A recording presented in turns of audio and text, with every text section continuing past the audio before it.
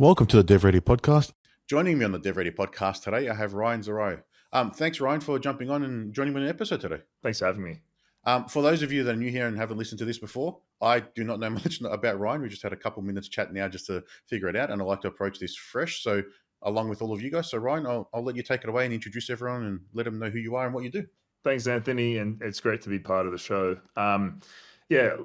In short, I'm a lawyer and I'm the founder of Zed Law. Zed Law is, first and foremost, a law firm. We service any kind of client from startup through to more sophisticated mid-tier clients.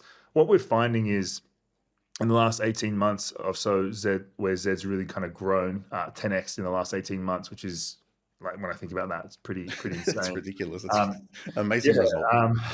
Is that there's a big gap in the market for clients who are more sophisticated.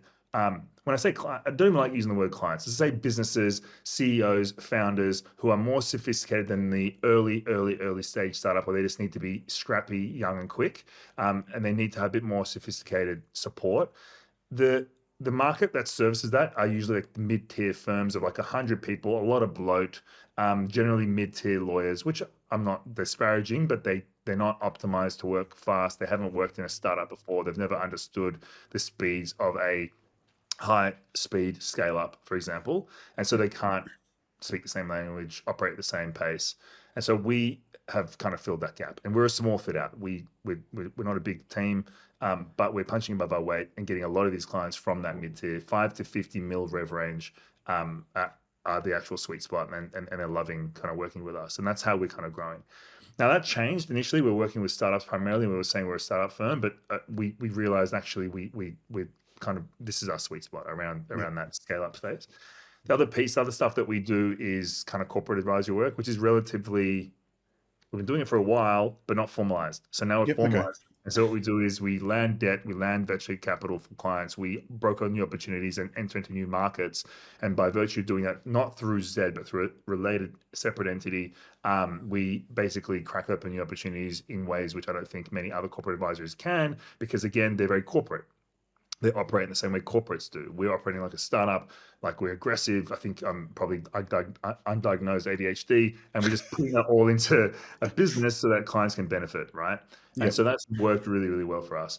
And then we do light ticket investing. So pre-seed, seed, small ticket through to probably max around 100K for the initial rounds. Mm-hmm. That's something that we do. So we do it under the Zed structure, so that Zed itself becomes an investment house as well as a law firm and advisory group. Yep. People can raise all sorts of issues around conflict. Mate, just put that aside for a moment, because we've addressed it and we've navigated it. It's more that we want to be close to the clients that we feel really that we want to back. Yeah, you want to get behind them, see them grow, help them. Yeah. That's where you've got the other partner your other entity that can come in. Like I think you mentioned, how do you like sort of cross-pollinate all the different clients you're working with and help them all succeed together? Exactly. Yep. Yeah. And we do a similar approach. So we've worked with a lot of different startups and different clients. And when we see a synergy with a partner in the network or someone in there, we'll put a recommendation out. We'll connect the two together. Don't have anything as formal as what you do with a whole organization and facilitating, but we'll make connections. And you want to see people succeed. You don't want people to struggle, especially if you know there's an opportunity that can help someone. Exactly. But we didn't put that formalization in place until literally like this month. Okay. So it's brand new. For the last 3 years, yeah. So the goodwill that's out there by virtue of the opportunities that were cracked open for clients without us saying, hey, give us a cut, is massive. And that's obviously helped with Zed's growth. People refer work back, and there's a really strong ecosystem we've developed. Like, for all the reasons why I didn't enjoy employment, those exact same reasons are the reasons why Zed's able to thrive now. Because like in the ecosystem of entrepreneurs, business owners, and people who aren't necessarily in the VC network light, because that's a separate industry. It's quite like close knit, which is great as well. I love that community. But in the other community where people they've bootstrapped, or they've funded through revenue, or they've grown without accepting external funding, like it's a completely different network. And that's, I guess, the reasons, as I said, the reasons why I found it hard being an employee are the reasons why it's like my superpower here at Zed and other businesses that we're launching. Like, people acknowledge and love working with people that feel like, time's short, you're going to die tomorrow, so let's just get some shit done. Yeah. Yeah, I think that synergy, exploration, and exploitation has been appreciated. And having that as like a partner, you can rely on them. They got your back. You can work with Yeah, you. And that's what we've got a similar approach. We become partners. We're not just a dev team that you go and talk to or a consultant. We're there. You can talk to us, bounce questions. We're on WhatsApp, we're on Teams, we're on email. You need to reach out. We're available to help and assist. yeah, So great. I think there's a lot of common things there that are probably both aligned to. Yeah, So brilliant. what were you doing in previous history that sort of made you think, all right, this is not what I want to do anymore, and I want to go to start Zed? Well, Zed. Okay, so Zed's been around as an entity since 2014 in various forms. So Yep. Zed was a consultancy when I was a lawyer at a firm. So for the last, I formally qualified as a lawyer back in about 10, 12 years ago, Yep. and went to a big firm here in Sydney, which was great for training and great for exposure to some really wonderful legal talent. And I guess as part of that process where you're in a self-flagellation type culture of just like getting shit done, working crazy hours, that training kind of sits with you. Yep. I was asked by somebody in Israel to head over to Israel for 2.5 years to lead a legal function, which I inherited. And that was Okay. really, really interesting. That was part of a global non-governmental organization where you had international streams of work, and you had to advise on a bunch of matters, commercial, corporate, property disputes, and otherwise, which was a wonderful opportunity for me for a first real in-house experience. Yep. But that was out of Australia. Then I came back in 2018 after 2.5 years there and decided I did actually have a stint back at law firm, but I went in-house after that to a private equity-backed healthcare company, and that was eye-opening, i.e., my first experience realizing that lawyers are not the smartest people in the room, right? You got people like yourselves, you got people like IT whizzes and people that understand how to. Shortcuts, 23 What the hell? voice guide. Sorry, the technology in this room is. That's all right. I don't know if you heard that, but the TV started talking to me. So you got people in the room, the CTOs, the CEOs, CXOs, and when you're sitting in the room with those people and founders and the business development guys, and you see how their mind work and tick, it is so much. Lawyers like to think in a linear fashion. This was anything but, and so it was a really wonderful opportunity to be exposed to that level of grey matter. And so going back to law firm really wasn't an option for me at that point. I left from there to Eucalyptus, which is Australia's fastest growing and largest telehealth company that really boomed over COVID, and they've done a wonderful job of marketing themselves as a wonderful opportunity for people to access health without the restraints and barriers. And that was 2.5 years there. And then Zed at the same time was also growing on the side. And so for me, it was a decision to move into Zed full time because of the evidence that there was a gap in the market that wasn't being met. And we've done that for the last 15 months or 16 months now. Oh, nice. And yeah, getting your 10x growth, you definitely found the right gap then. Well, That's I proven. mean, I use that very off the cuff. 10x growth is of course because Zed was a side hustle since it's been a law firm since 2021. 2014 was consultancy. 2021 was a law firm. 2021 to 2024 it grew, and then 2024 to today. So the last 15 months is 10x. Obviously, that's because I've gone into full time as well. Of course, yeah. And if you've made $1,000, you've made 10. You've 10x. There's obviously way more than that, but yeah, I understand. So it's good to see that growth and sort of like that journey. I think that moment that you mentioned where you sort of realized you weren't the smartest person in the room, that's probably a bit of a thing with lawyers. I think in general, they think they're generalization, but I think you align they think they're the smartest, but everyone's smart. Like there's different experts in different streams. So it's not you're better than the other or someone else is smarter than the other because you don't know anything about that domain. You don't know anything. You have to be open to learn from others and take their ideas. And if you can remix things and combine things together, you're going to get a better outcome. My view on this whole thing is completely changed and it's somewhat controversial, but like the way in which people usually measure smart is by virtue of some bullshit score, right? That could be the UAI or the HSC or whatever they call it now, or some examination score, whatever it may be. And lawyers usually perform well in those things because they can think linearly and they can address the criteria to be marked well. And then that translates into people thinking that they are the smartest people in the room, whatever, or for them thinking that that's the case. Now, they might be very, very book smart, but I think it's, one thing I've often said is you need to be smart to work in a law firm or work as a lawyer, but you need to be stupid to stay as one. And the reason why it is once you soon realize that like you can only scale human hours up until a certain point, let's say maximum 18 hours a day, but you can't, but that as a business model is just by default limiting. And you speak to other people who are finding cracks and opportunities in the market using tools, AI tech to scale beyond human limitations, then I consider that as far smarter. When you're talking about bang for buck, or you're talking about impact to industry. So yeah, my views change on that completely. Yeah, it is limiting because you're running the taxi meter effectively. Unless the time's clicking, you're not making money. And then that is limiting. Like you said, you've got 18 hours and that's pushing it. You can't work for 18 hours a day.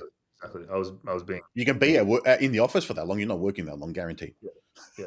You can be the best Uber driver in the world, but if you own Uber, it's a very different story. Yeah, completely. So the business that you're working with, are you seeing a lot of stuff in the tech space, or is it just more general? Like what sort of space? So much. Like we're finding that there's a lot of, at the moment, like the VC activity, so venture capital deployment of funds activities picking up because of the FOMO that's associated with AI.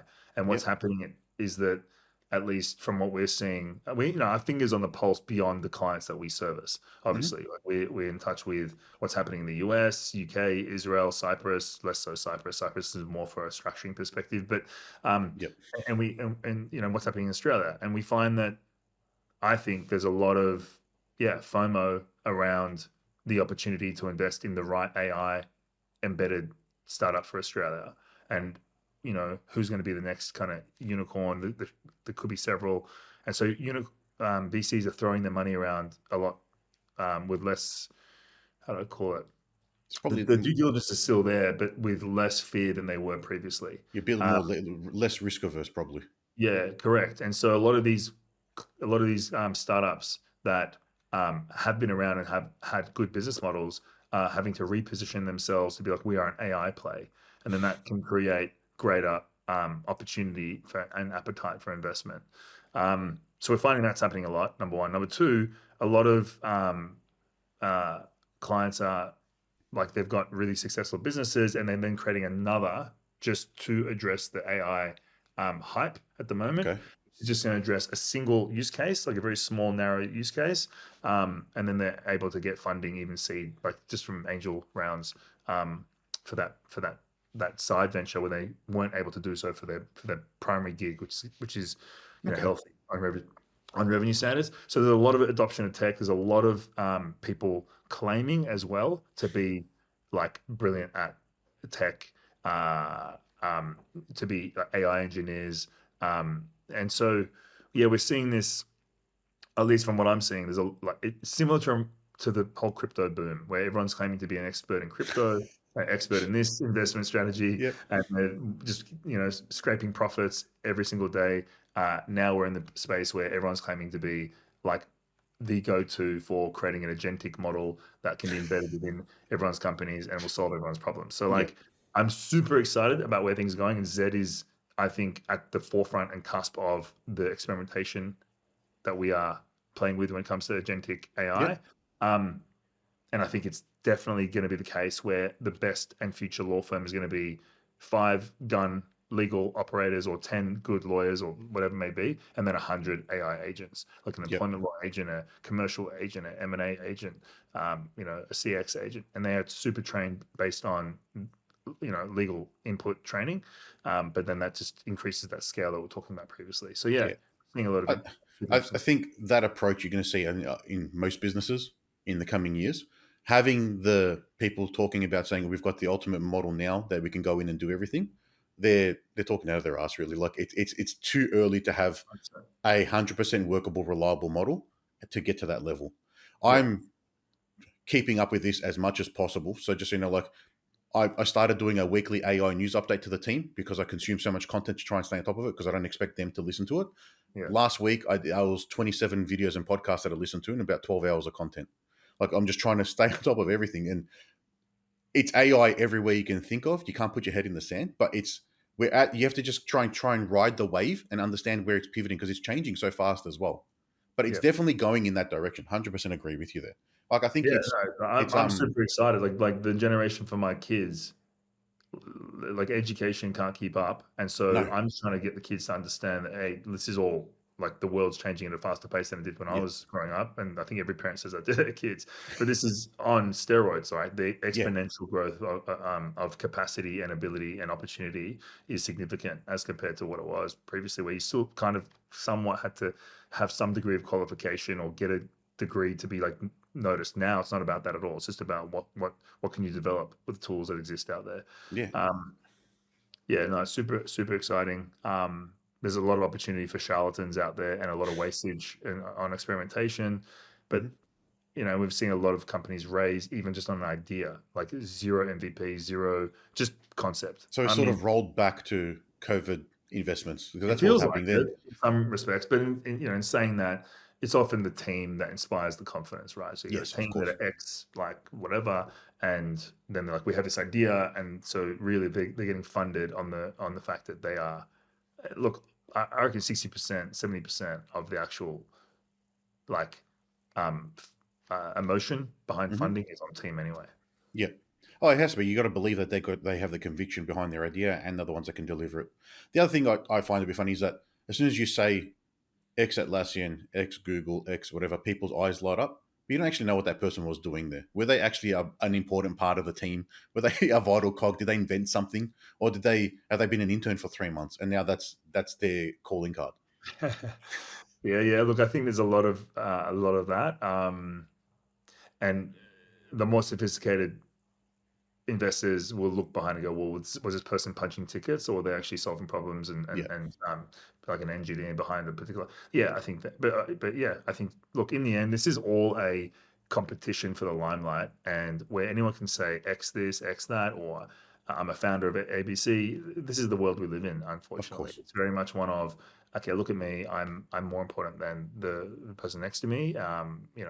Allocate your time and resources. Yeah. Um, yeah, And that's a whole other conversation, but yeah, yeah, it's interesting. it's Yeah. definitely happening. So Silicon Valley with some of the news. I don't know if you've seen it, but there's the really good AI engineers that are like the PhDs in AI and they're backing things. $100 million bonuses, sign-ups, and salaries they're getting now. So you're talking about Yeah, like that's soccer a lot level of transfers that's for what the meta. for an AI engineer in Silicon Valley. I mean, I haven't looked into it, but I don't think it is a full lump sum. It's like I know it's all in bonus and shares yeah, and shares, stock, and it may not but even that's unprecedented. That's like all right, Cristiano Ronaldo getting transferred to a different team. Like that's that level of yeah, money that they're talking about. But yeah, that's got because they're trying to get the best talent, like similar to what you would be in your firm. You're trying to find the best talent that's going to be able to go along with your vision, drive, and work with the clients that you're bringing in and try and deliver them the best value. yeah, Just on the AI agent and the sort of law firm, have you heard of the Harvey AI? I'm sure you yeah, probably very have. much. So, really good friend of mine. She was. We were very close at uni. Still remain close. She went down the litigation route.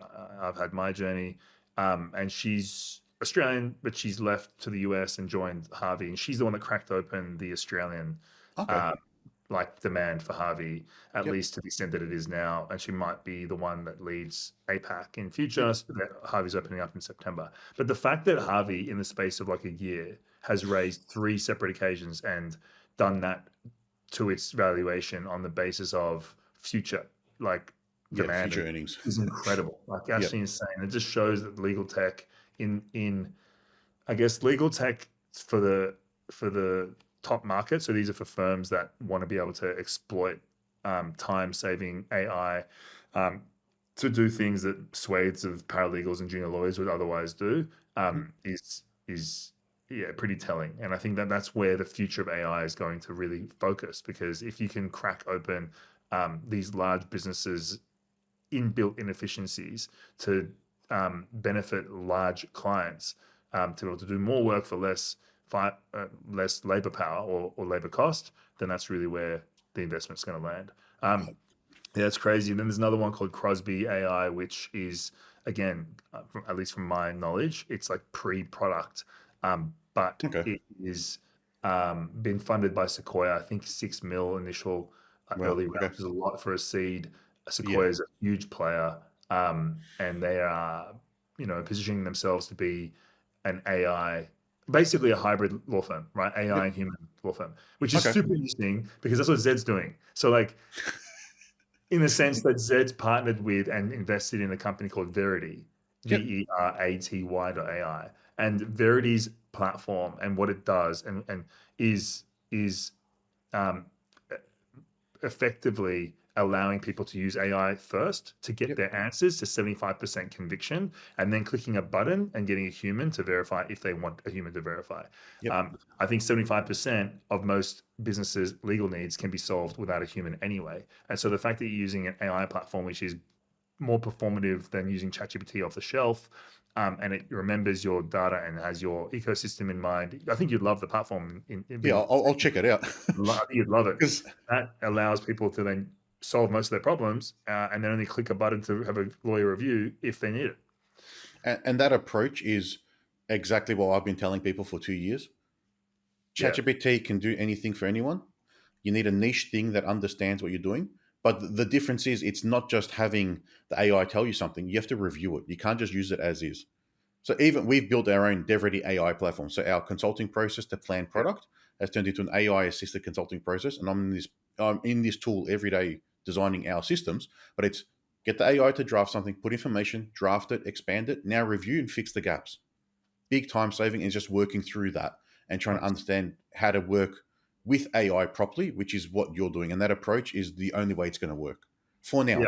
until Yeah. it gets to a point where you can then have 100% conviction that it's going to do the right thing, which it will get there at some point, no doubt. Yeah. Well, my view on this is, again, so I don't know why it's controversial, but it's definitely controversial in the legal industry. I think less so outside of it. The legal industry is very, don't want to be too antagonized.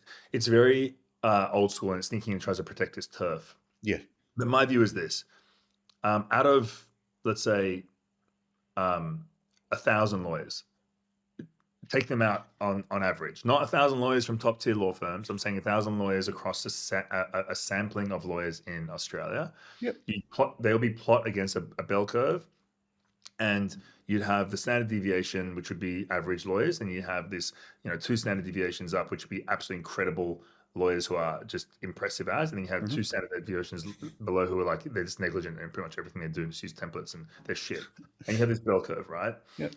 My view is, if you take 1,000 pieces of advice or I don't know, work product or deliverables, and you compare that to 1,000 deliverables generated by AI, let's say Claude or Anthropic, or and then compare on that bell curve, my view is that the bell curve from AI would be slightly shifted to the right in terms of performance than the human bell curve. So I think that like AI currently still is on average better than the average out there by virtue. Yep.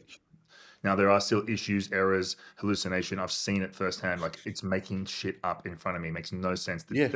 This is not in the document at all.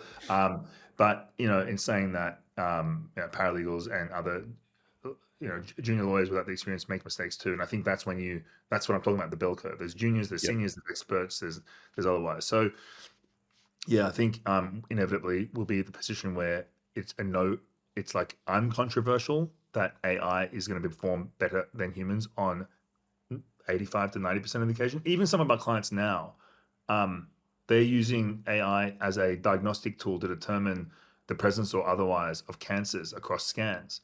And so you get the model that's been trained on hundreds and thousands of scans to determine whether or not a tumor is in fact cancerous or otherwise. It's 94% accurate. That's more accurate than humans. Yeah, humans are around 91. And so, at least on first initial scan review. So we're seeing that already in other industries. It's just going to take some time before we see that in legal. Yeah, and then it's just the adoption as well. Because you're going to get the people that are forward thinking at the edge like yourself, who will adopt it and take it on board. You get the laggards that'll just get left behind. And that's what happens in every tech cycle. Yeah. So with how invested you are and you're in the AI space and on the pulse, what's your take, I'm just curious, on how AI is going to affect sort of like those junior lawyers then that are coming in, or the assistants, the paralegals, however you want to work, and in that group, with getting enough experience to do the right thing? Because I'm not sure how I take it in sort of the tech space and the development space. Yeah, it's a great question, and it was a question that was posed at a legal conference in mid-June. My view is that it's silly to think that junior lawyers will not default and defer to AI to get the initial thing done in a way which I couldn't when I was younger. Yep.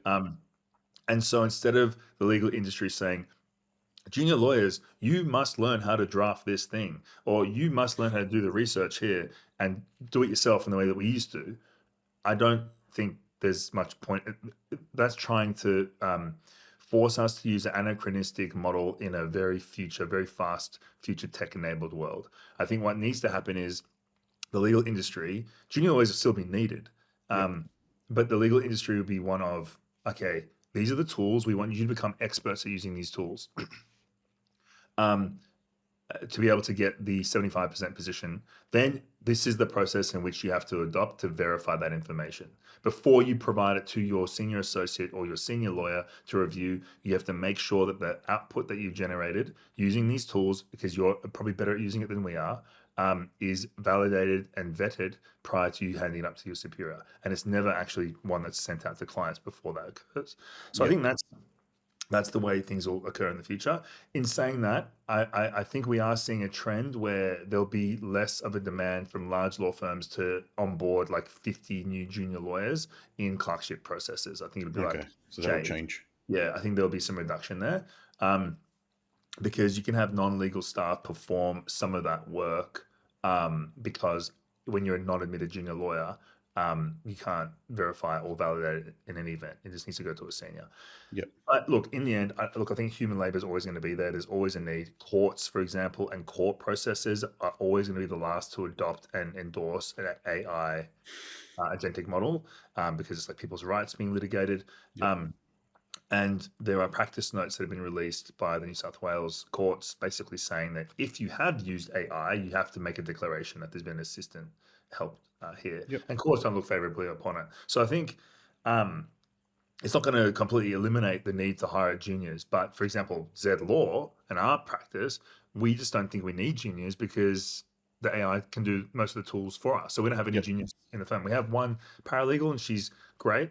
And she's like, she's able to help us on matters on demand in a way which you need to prompt AI to do it for you. So it's just better just to have a human and help. And, she's also an investment that we're making into the future for Zed. And I think most firms look at it that way, but we don't need junior lawyers.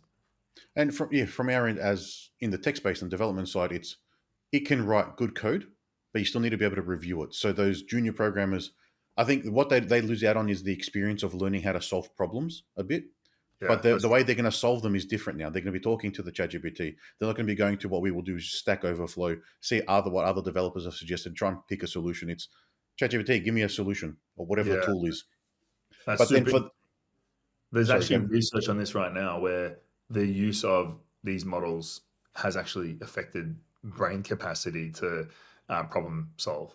I had someone on the podcast last week mention that if you're using it to do your planning, that's when it really decreases. Yeah, super. Yeah. My sister actually got an article out on Sydney Morning Herald on this exact topic about a week ago. But yeah, it's super interesting. So I think like the way in which humans like use creativity to solve a problem is being affected for sure.